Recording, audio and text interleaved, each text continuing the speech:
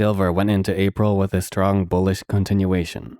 The steeper incline is summarized quite well with the Fibonacci channel, which will mainly focus on the 0 to 1 to 1.618 to 2.618 portions for now.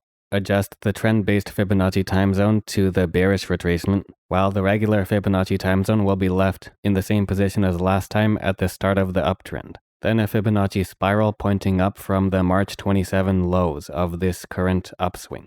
A pause would be normal after the near vertical climb over the last 2 days, but if 27 can't be cleared into next week and price is still in contact with a spiral, this could lead to a more noticeable bearish retracement back towards the 25 range, which offers strong long-term support potential even if price were to break below the channel. Alternatively, if price can continue the relatively steep climb through 27, the 1 to 1.618 portion of the channel is a good reference for that kind of slope. And the combined extension levels tell us the mid to low 28 range is the next upper boundary to watch.